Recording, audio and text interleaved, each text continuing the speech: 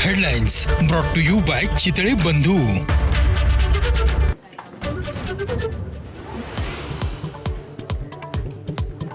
दोन्ही राष्ट्रवादीच्या फसलेल्या विलीनीकरणाची inside story माझाच्या हाती. 23 डिसेंबरच्या बैठकीत विलीनीकरणावर जवळपास शिक्कामोर्तब झाल्याची माहिती. सुप्रिया सुळेंना केंद्रात मंत्रीपद दिलं जाण्याविषयी चर्चा झाल्याचं निष्पन्न.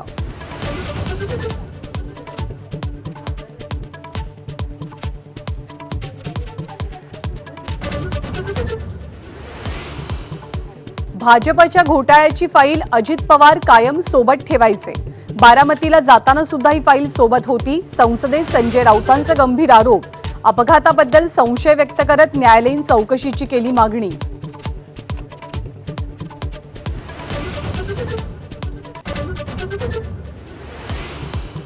यशवंतराव चव्हाणांच्या समाधीचं दर्शन घेत उपमुख्यमंत्री सुनेत्रा पवारांकडून राजकीय इनिंगला सुरुवात.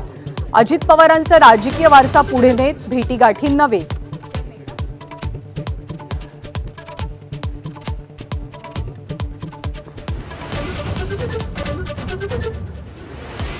मुंबई महापालिकेतल्या सत्तेसाठी महायुतीची मोर्चे बांधणी.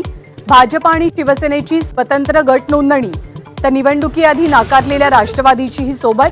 अडथळा आल्यानं राष्ट्रवादीची गटनोंदणी उद्या.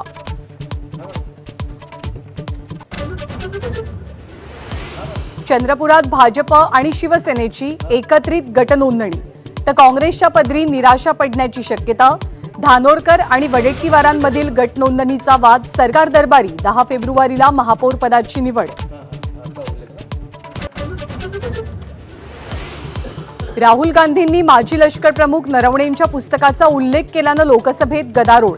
चीननं भारतात 4 तंबू ठोकले. 2 रणगाडे कैलास पर्वतापर्यंत आणल्याचाही उल्लेख.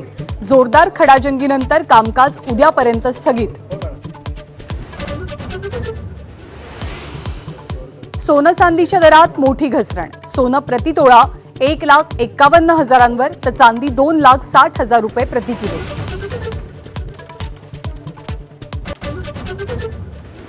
T20 वर्ल्ड कपमध्ये भारताविरुद्धच्या सामन्यातील पाकिस्तानच्या सहभागाबद्दल संदिग्धता.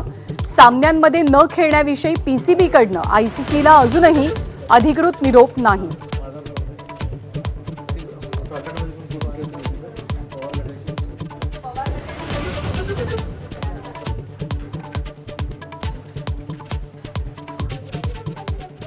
नमस्कार, न्यूजरूम बुलेटिनमध्ये मी ज्ञानदा कदम आपल्या सर्वांचं स्वागत करते. अजित पवारांचं अकाली निधन झालं आणि त्यांच्या अपघातानंतर, त्यांच्या निधनानंतर राष्ट्रवादीचा